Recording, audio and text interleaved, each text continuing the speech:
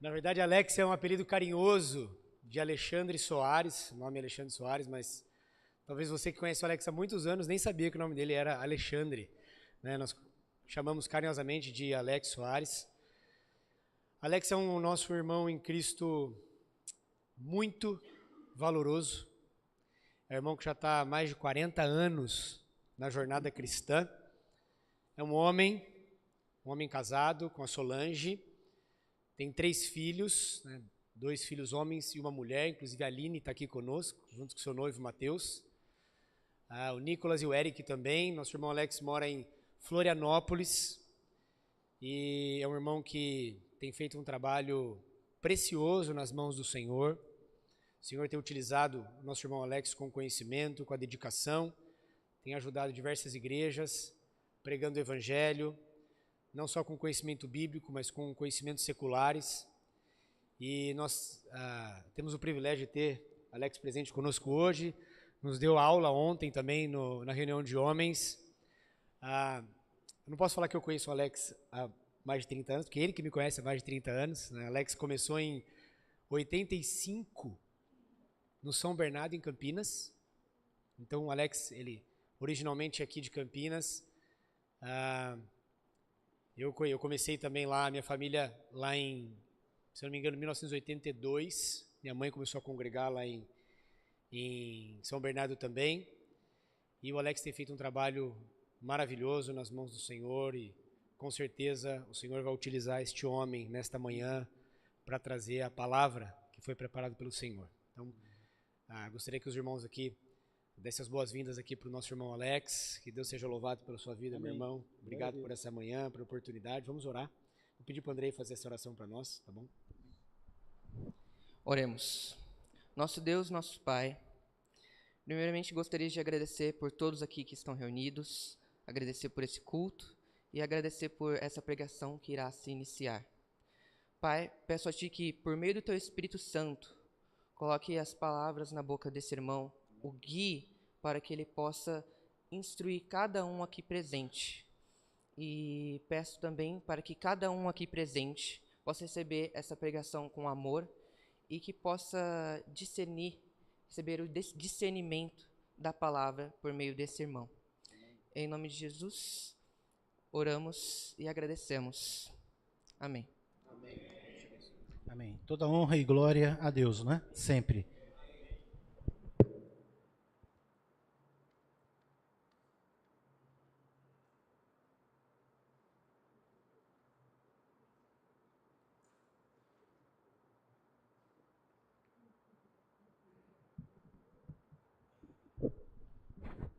As coisas que acontecem conosco, em volta de nós, ou até mesmo de certa forma longe, mas que nós vemos, ouvimos, sentimos, nos afetam ou não?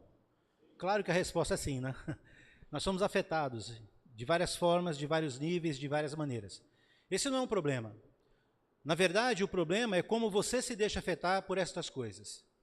Elas não vão parar de acontecer e vão sempre acontecer em volta da gente, às vezes longe da gente, e elas vão nos impactar.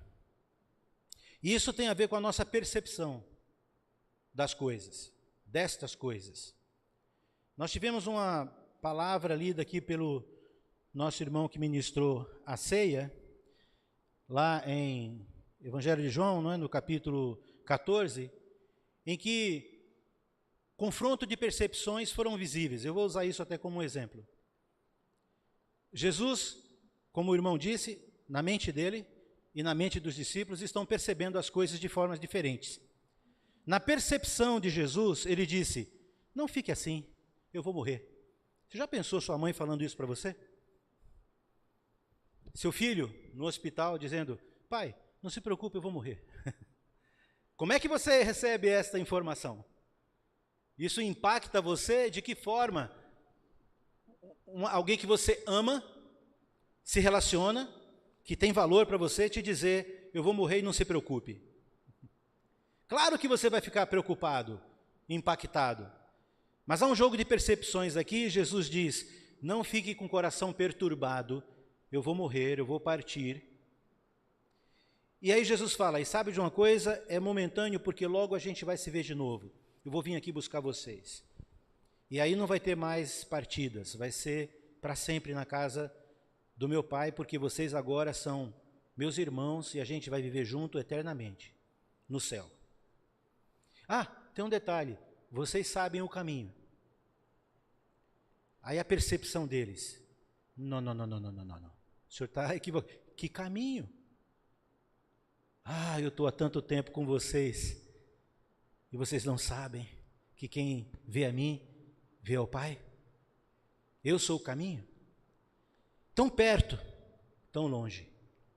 Porque as percepções estavam distorcidas para os discípulos. Eles estavam no caminho, eles tinham o caminho, mas não tinham consciência de que estavam no caminho e achavam que estavam perdidos e fizeram uma pergunta para Jesus, inquiridora, dizendo: que caminho? Não acontece assim com a gente? Estamos tão preocupados procurando a chave do carro e ela está ali, a gente passou umas 3 vezes os olhos e ela está na nossa frente. Às vezes as coisas são muito óbvias. Às vezes é uma questão de obedecer aquilo que foi dito ou crer em quem disse aquilo que nós devíamos fazer, mas ainda assim a gente questiona. A gente questiona Deus. Deus diz: não se preocupe, seja o reino, busque o reino em primeiro lugar, que Deus cuide do resto. A gente fala: ah, você acha que vai cair dinheiro do céu? É claro que não vai cair dinheiro do céu, mas você entende o que eu estou querendo dizer quando a gente coloca essa expressão? Há muitas coisas e promessas de Deus para a sua vida, para a minha vida, que nós podemos conceber e entender com a mente, mas emocionalmente não. E quando as coisas acontecem em nossas vidas, que são desfavoráveis a estas coisas, a nossa percepção humana, emocional, o cenário afeta a gente. Jesus está no barco atravessando o mar da Galileia, da parte do leste, indo para o oeste, indo lá para a terra dos Gadarenos. Ele entra no barco, está com os discípulos, já é tarde, e de repente acontece o que eles temiam, uma grande tempestade de vento. Eles estão lá no barco, dentro do barco 4 pescadores, capitães do mar, Pedro e André, Tiago e João, eram sócios numa companhia de barcos lá na Galileia, de pesca. E se você estiver num barco e 4 capitães disser para você, o barco vai afundar, qual é a sua percepção? Como isso impacta você? Bom, se eu estivesse naquele barco e os 4 que são experientes nasceram naquelas águas, disseram: a coisa vai a pique, vai afundar, cada um por si. Eu ficaria desesperado. Meu tempo de natação é muito pouco. Não consigo resistir muito tempo, não. E, na verdade, até estes mesmos ficaram totalmente desesperados, porque eles estavam olhando o que impactava eles: a água, a onda, o mar, a tempestade, os raios, trovões, e o barco enchendo de água. E aí o mais improvável acontece, eles olham lá para a polpa do barco, e eu não sei como, eu posso dizer, dá para saber, o mestre, o que causou tudo isso, aquele que disse: vamos atravessar agora, de noite, o culpado, está onde? Deitado, dormindo, num travesseiro ali de estopa, alguma coisa, dormindo, todo mundo desesperado com o que está acontecendo. E eles olham Jesus dormindo. Se você ler os capítulos antes desse texto, em Marcos, você vai ver que Jesus estava esgotado. Ele estava como aquele soldado na guarita do exército, depois de ter passado, dobrado o serviço, e o sargento fala: hoje você vai para a guarita, fazer lá, ficar vigiando. E ele está com um FAL, aquele fuzil, e ele está assim, ó. E sabe que muitos já morreram? Porque dormiram ou tiro saiu, ou ele até se espetou. Jesus estava exausto, e ele desabou, dormindo, e a tempestade rolando. E todo mundo desesperado. E os discípulos chegam para Jesus e... Senhor, Senhor, o Senhor não se importa conosco? Nós vamos morrer. O Senhor está aí dormindo? Quantos de nós aqui em nossas vidas já não pensamos, eu quero morrer, não aguento essa situação? Quantos de nós pensamos, Deus, por que isso está acontecendo comigo? Onde o Senhor está? O Senhor não está me vendo? Parece que Jesus, Deus, está dormindo em relação ao que acontece com a sua vida. Eles estavam assim, eles representam a gente lá. Mas eles esqueceram, não estavam prontos, não perceberam. Isso vem muito tempo depois, com a maturidade. Eles não lembraram o que Jesus disse lá no início. Jesus disse, vamos para o outro lado. E todos entraram no barco, inclusive Jesus. Jesus não disse que a travessia seria fácil, disse? Ele não disse que entre ponto A e ponto B não teria problema. Disse? Mas ele disse o quê? Vamos para o outro lado. Obrigado. Outro lado. A sua vida pode ter muitos intempéries aqui. Você pode sofrer várias coisas aqui. A igreja pode sofrer várias coisas aqui. Mas não esqueça. O barco pode ser a sua vida, pode ser a igreja. Jesus está junto. E se ele disse, vamos para o outro lado, pode acontecer tempestades. Existem tempestades nas nossas vidas que se formam assim. Você está dirigindo o automóvel e aí você está indo para um determinado lugar e você olha lá longe, está tudo escuro e aquela coluna embaçada que você lê e fala assim, está chovendo bastante ali. E você está indo para lá, né? Tem tempestade que está lá longe e a gente entra nela, vai ao encontro dela. Já aconteceu assim na sua vida? Está entendendo tempestade aqui? É uma comparação.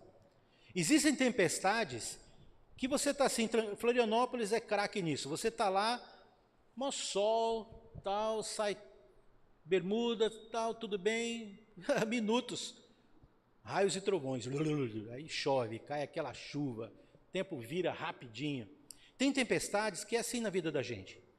Nós estamos bem, tempo bom, céu de brigadeiro, e de repente cai sobre nós uma morte inesperada, um passar mal, uma notícia de demissão, o conhecimento de um problema com seu cônjuge ou com seu filho, repentinamente muda o seu estado emocional e de humor assim. Tem tempestades que pessoas criam para você. O tempo está bom, não tem nada, nem vai mudar de repente por conta dessa questão que você não tem ali aquela expectativa ou controle, mas tem alguém que está olhando e planeja tempestade na sua vida e ela traz você. Então tem umas que a gente passa, tem outras que vêm de repente, tem outras que a gente entra de propósito, né? Eu vou comprar, eu estou afim de comprar isso, esse carro assim e tal. Beleza, você vai lá e compra sem planejamento, arrumou uma tempestade. Não é? E aí depois quer se livrar dela. Então tem coisas que a gente fazem para nós, acontecem de repente, ou a gente entra. Mas independente delas, quando eles chegaram para Jesus e acusaram, olha que ousadia, acordar Jesus dizendo, o senhor não está nem aí com a gente. O que o senhor está fazendo?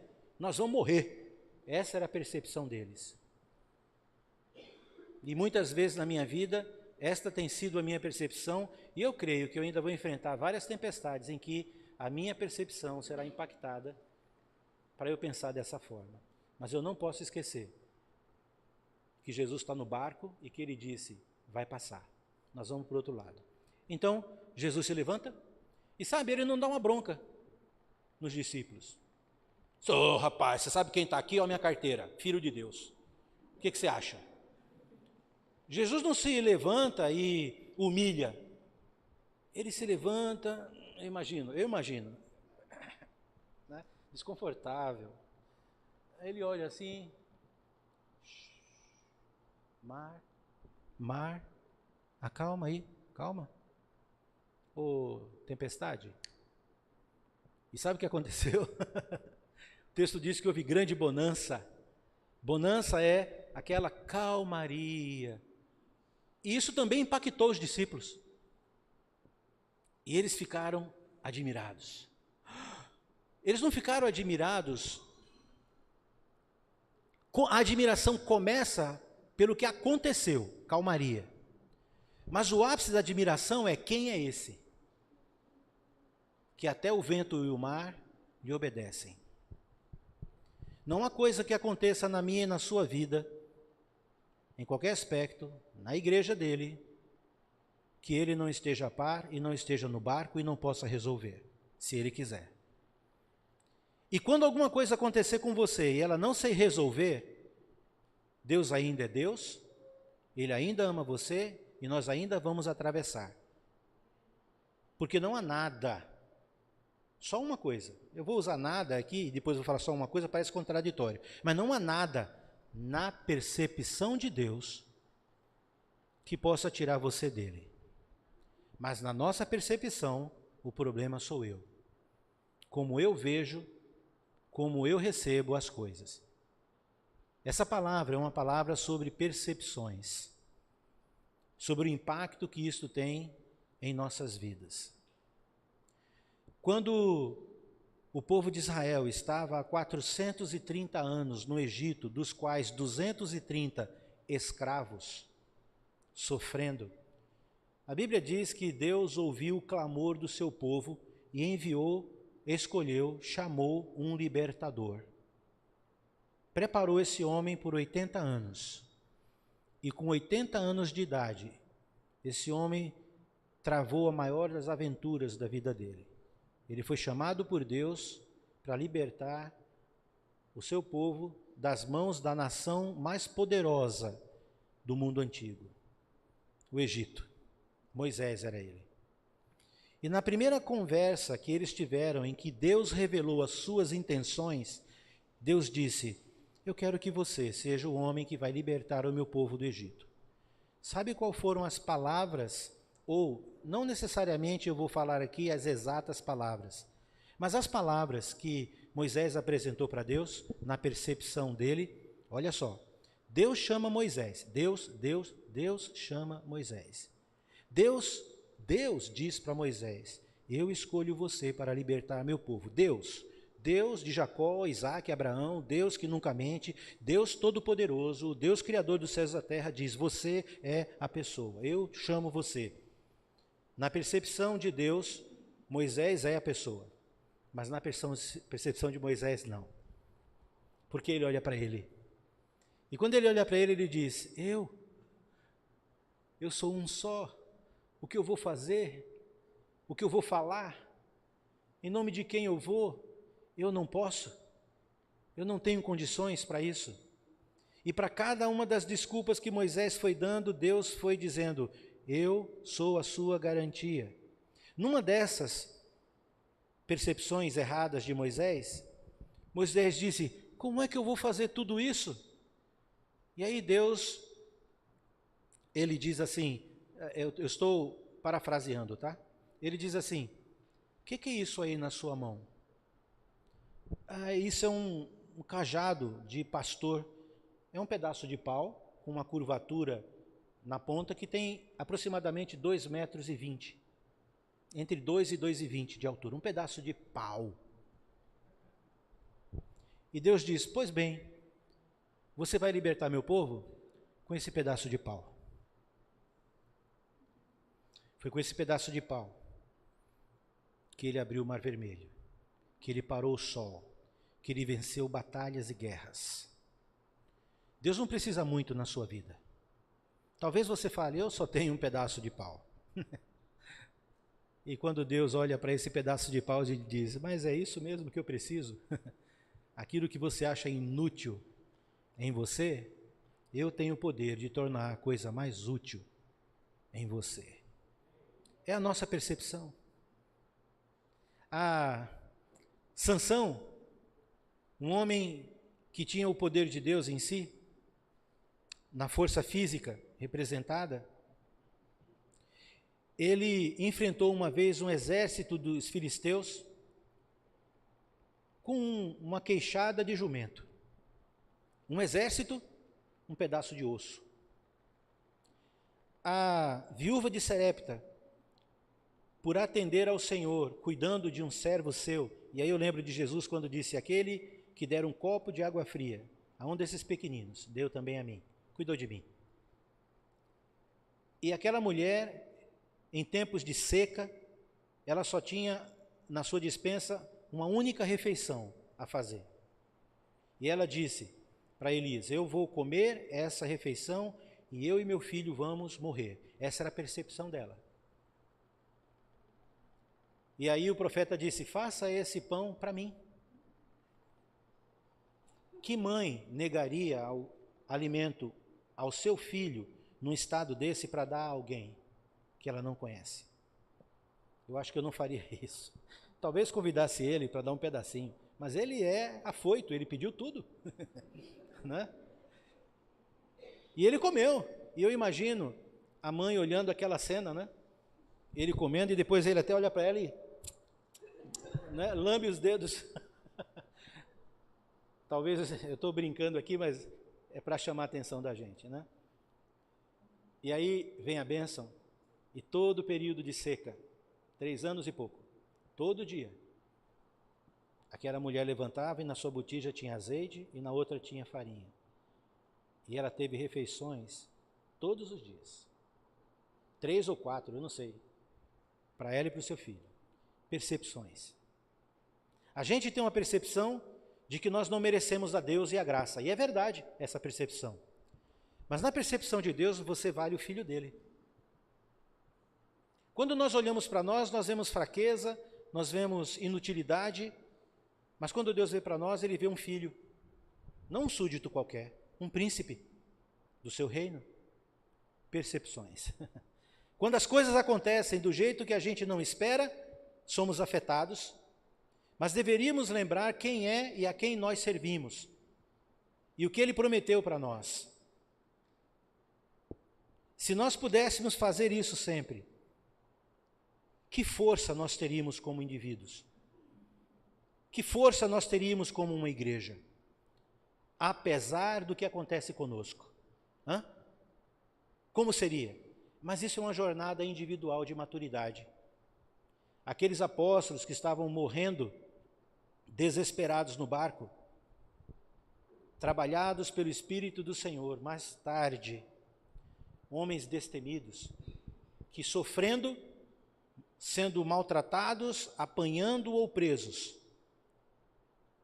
estavam pregando onde fosse a palavra do Senhor. Quando diziam cale-se, eles falavam ainda mais.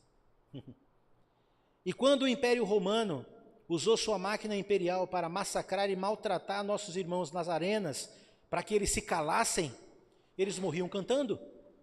E quanto mais cristãos morriam, mais pessoas que viam como eles morriam se tornavam cristãos. Isso é uma praga. Ninguém dá jeito. Pois é, essas são as nossas raízes. Nós não somos daqueles que retrocedem, disse o apóstolo Paulo, mas nós avançamos, independente das circunstâncias. Não julgue a si mesmo olhando para as circunstâncias. As circunstâncias que nós achamos que são reais, concretas, para Deus não são. Ele é real, ele é concreto, ele age na sua vida, na vida da igreja dele. Quando Jesus pensou a igreja, aqui está o tema, não o versículo, né? Uma igreja edificada na rocha, é que naquele contexto do versículo, se puder voltar ao versículo, por favor, naquele contexto do versículo, Jesus está numa conversa com os seus discípulos sobre percepções. E Jesus pergunta, quem que o povo diz que eu sou? Quem que vocês têm ouvido? Ah, que o Senhor é um mestre, um rabi. Estão até dizendo que o Senhor é Elias. O Senhor é um pregador, um professor, um homem de Deus. Ah, ok. Agora, e vocês? Quem vocês acham que eu sou? E aí, sempre ele, né? Pedrão, o impulsivo. Pedro, não. Eu imagino ele assim, ó. Posso falar? Aí ele fala, né? Fala, o Senhor é o Cristo, Filho de Deus. E dessa vez ele acertou em cheio, né? E aí Jesus tem essa confissão como algo tão importante e revelador sobre quem ele é e a sua personalidade, a sua identidade, que ele toma uma decisão radical. Ele decide mudar o nome de Simão. Na verdade eu falei Pedro, mas Pedro é só depois, né? Simão é antes. Ele fala, Simão, filho de Jonas, por causa do que você falou, você será chamado de pedra, ou pequena pedra, pedra. Por quê? Porque sob esta rocha, Pedro é pedra, Jesus é rocha. Sobre esta rocha, alicerce, edificarei. Ele usa o futuro, porque ele está trabalhando ainda, preparando. Ele é a rocha. Ele diz, edificarei a minha igreja. A minha igreja. Esta é a primeira vez na história do povo de Deus que alguém usa uma palavra diferente das demais no Antigo Testamento para se referir ao povo de Deus. Jesus é o primeiro a usar uma palavra secular, que tem um significado na cultura grega, eclesia, para chamar o povo dele de igreja. É aqui que aparece pela primeira... Jesus usou a palavra igreja só 3 vezes. Essa é uma delas, Mateus 18, ele usa as outras 2. 2 capítulos depois. E aí ele diz, eu estabelecerei, criarei, eu edificarei a minha igreja. Essa obra ainda está em construção até hoje. Quando ela vai terminar? Quando os arcanjos tocarem as trombetas. Então, você, igreja, ainda está em construção, sabia? Jesus ainda está edificando. Porque assim como Pedro, nós também somos pedras dessa igreja. Cuidadas, cada uma faz falta. Já viu uma parede sem um tijolo? Não importa o tamanho da parede, né? Se ela estiver sem um tijolo, o que vai chamar a atenção de você? A igreja do Senhor somos nós. Faltando você, não tem substituto. A parede não está completa. Somos muito importantes. E ele diz o seguinte, e as portas do inferno, do Hades, não prevalecerão contra ela. É interessante ver a percepção de Deus para a igreja dele, de Cristo para a igreja dele. A cena que me vem à mente aqui é uma batalha medieval. E naquela batalha, com aqueles bárbaros, não é? Sangue no olho, não é? E aí você tem um castelo que está sendo atacado. E a porta é o objetivo. Só que nesta cena, o reino é de Satanás, o inferno. Satanás conquistou este mundo, ele é o príncipe da potestade do ar, ele é o que cega as pessoas neste mundo. Quando Jesus foi tentado no deserto diretamente por Satanás, uma das tentações de Satanás foi, você veio salvar, você veio buscar todas essas pessoas, tudo isso, eu te dou, se você me adorar. Tudo vai ser seu, basta me adorar. E Jesus disse, bem, você pode ser príncipe, mas não é rei. Você pode ter contaminado o mundo, mas ele não é teu, nem foi você que fez. Mas há um poder mal no mundo. Olha a sociedade, ligue o jornal, leia um jornal que você vai ver. Todo dia está na nossa cara, até mesmo em nós, nos afetando. E Jesus disse, somente ao Senhor teu Deus adorarás, somente a Ele prestarás culto, e Ele, então, dispensa, enfrenta a Satanás. Então, o castelo aqui é o inferno, o reino de Satanás, em que ele não é rei, mas está num complô de conquista numa guerra para conquistar este mundo. Ele tem atuação e a palavra de Deus diz que nós não devemos subestimá-lo. No reino é um território geográfico em que um rei domina. E o ponto central da administração do reino é o castelo onde mora o rei. Eu estou usando essa paráfrase aqui, essa analogia, entendendo que Satanás não é rei de nada. Mas vamos imaginar a cena de um castelo e de um reino, de um domínio, usar essa expressão, em que Satanás domina. E onde ele vive, mora, é o castelo. E é um castelo muito fortificado. E o território, ele tem certo domínio. E a porta está lá. E aí Jesus diz essas palavras. Eu tive o privilégio de estar com o Bruno numa viagem em 2020 a Israel, e nós fomos visitar o local onde foi feita essa pregação, em Cesareia de Marítima, onde tem uma gruta com alguns templos, ruínas de templos dedicados a vários deuses, a Pan e a outros deuses. E esta gruta é a gruta que é a entrada do Hades. Há séculos, é o portal do Hades. E Jesus fez essa pregação na frente da porta do mundo dos mortos, do Hades. Hades é um deus grego, o deus responsável pelo submundo. E também essa palavra Hades foi usada por Jesus para se referir ao mundo dos mortos. E ele estava em frente ao portal do Hades, uma caverna com um lago, com aqueles templos todos construídos ali do lado, e aí ele profere isso dizendo: e as portas do inferno, todo mundo ali vendo, não prevalecerão contra ela. Aquele castelo fortificado, que defende o mal, a igreja está lá, bum! Mais uma, bum! A igreja é o exército que está atacando o castelo para destruir as portas e invadir o Hades, o domínio. Quando Deus criou a sua igreja, quando Jesus edificou a sua igreja, ele disse que se há algo que poderia, não pode, se equiparar em equivalência espiritual a impedir ou resistir o poder de Deus, que é a igreja agora na terra, seria o inferno. E sabe onde a igreja está?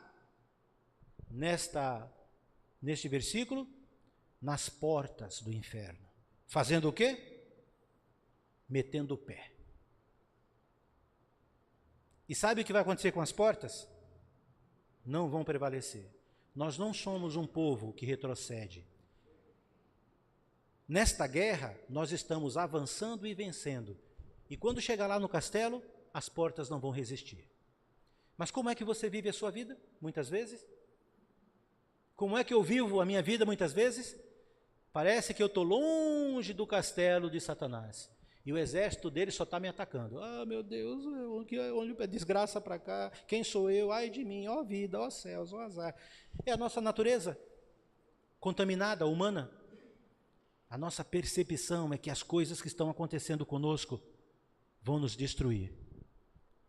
E eu vou concluir com essa história. Verídica, aconteceu. Satanás estava feliz, porque na sua avaliação ele estava vencendo.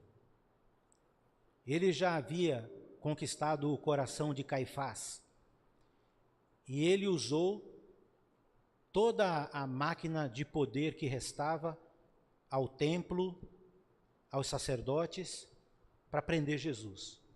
Teve sucesso. Ele mandou mais de 200 soldados. O texto diz em Marcos, uma espeira. Espeira é uma guarnição de 223 soldados. Ele estava feliz porque ele conseguiu entrar no coração de um dos mais íntimos, Judas. E esse foi o que entregou o homem por conta de dinheiro, traição. E ele estava feliz, porque já estava preparando o coração da máquina do Império Romano, representada por Pôncio Pilatos, para terminar o seu serviço, que seria expor Jesus da pior forma possível, como um criminoso, digno de todo escárnio, digno da pior das mortes que o Império Romano poderia empreender a alguém. O plano não estava ainda terminado. Ele ainda estava usando Caifás e o sacerdócio judaico, na sua maioria. Ele já tinha contaminado o coração de um, já estava levando pânico e medo pelas circunstâncias aos outros discípulos que fugiram. E ele não parou por aí. Ele conseguiu levar o julgamento de Jesus ao ponto dele não apenas ser crucificado, mas antes ser moído. Apanhou muito. Muito. E ele estava feliz. Muito feliz. E aí, ele viu o homem levar a sua própria cruz, grande parte do trajeto, e ele viu ele ser crucificado, e as pessoas que estavam ali, sendo impactados com aquela cena, alguns chorando, mais próximo, como Maria, João, Salomé, Maria Madalena, alguns discípulos, talvez, mas os principais discípulos, só João estava ali, os outros fugiram. Por outro lado, alguns dizendo, desce, daí tu não falaste que desceria? Então mostra para nós que é o Filho de Deus. E os soldados lá, isso aqui tem valor, essa é a capa dele, né? Vamos fazer o seguinte, isso aqui é vermelho, é escarlata, é uma capa real, coisa boa, vamos jogar sortes, né? E outros maneando a cabeça. Salmo 22 fala sobre isso. As pessoas debochando dele, uma súcia de malfeitores. E o plano de Satanás estava indo de vento em popa. E ele estava feliz, vendo o escárnio, a desgraça acontecer, e por final a morte. E eu creio que ele já estava assim, se gabando. Agora eu não sou mais príncipe, agora eu sou rei. E aí não demorou muito ali, naqueles finalzinho de tarde da sexta, sábado, aí no domingo vem a revelação, a ressurreição. E Satanás entra em desespero. Essa é uma visão. A outra cena e eu estou acabando aqui. Deus, através dos seus profetas, Salmo, Isaías, Oséias e tantos outros, Davi, sinalizando, mostrando que tudo aquilo que aconteceu já tinha sido profetizado 1000 e poucos anos antes, 1030 por Davi, 730 anos antes por Isaías.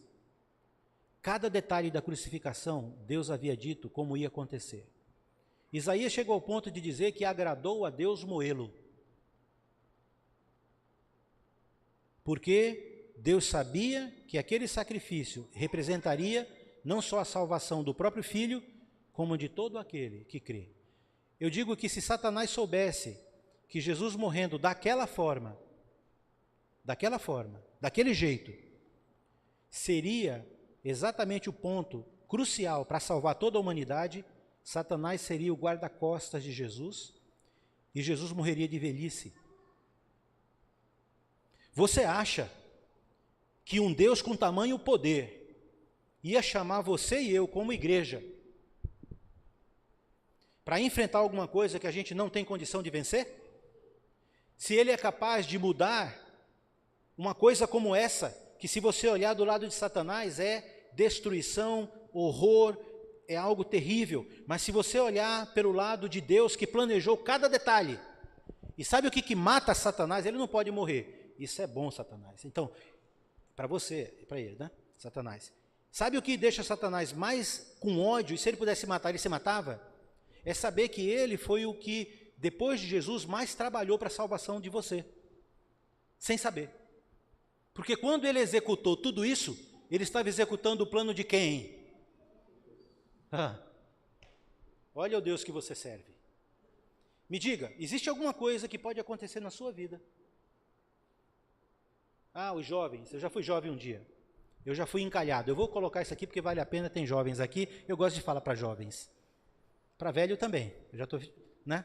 Então, mas assim, uma das grandes preocupações dos jovens, e a que mais afeta ele emocionalmente, é encontrar o parceiro. E quando encontra é uma loucura, porque a paixão é doideira, né? Então, eu fui jovem, eu ia muito em acampamentos da Igreja de Cristo no Brasil, quando era jovem, à procura de uma jovem, não é? Eu era um encalhado, né? Encalhado. E é claro que, na minha percepção, a projeção era, um dia eu quero ter uma moça cristã, que a gente pode se amar, se ajudar na vida e tal. Como eu sofri nessa jornada, entre ponto A e ponto B. Ou entre ponto A, que é a Alex, a ponto S, que é a Solange. Como eu sofri, né? Tive 2 namoradas, sofri pra caramba, cheguei a dizer para Deus que nunca mais eu quero saber disso, porque eu estou cansado de sofrer, né? Não dá certo comigo. E fiz uma oração muito íntima a Deus, com algumas condições, olha só que ignorância, mas com algumas condições, e Deus me surpreendeu. Então, se você está solteiro aí, solteira, fica tranquilo que Adão estava dormindo quando Deus estava preparando Eva. Então vai dormir, fica sossegado aí, beleza? Tranquilo? Então, agora, seja lá qual for o problema que você, que a igreja enfrente, nunca esqueça que Jesus está no barco, nunca esqueça que Deus não precisa de muito para mover as coisas. Não se esqueça que foi Ele que prometeu, e Ele nunca deixa de cumprir suas promessas. Não se esqueça que nesse reino você não é um mendigo ou um súdito qualquer, você é filho do rei. Não esqueça que você tem acesso ao rei, e não esqueça que Ele está com você no barco. E que tudo o que acontece, por mais que você não consiga entender as circunstâncias, por mais que você seja tentado a ser afetado emocionalmente por qualquer uma das coisas que aconteça na sua vida, se você continuar nele, pode ter certeza absoluta que você vai atravessar. Você vai chegar do outro lado, como igreja e como pessoa. Que Deus te abençoe na sua vida, com os seus relacionamentos com a esposa, com o marido, com os filhos, com Deus. No seu trabalho ou em qualquer lugar, e que você hoje saia melhor daqui do que você chegou. Fique em paz.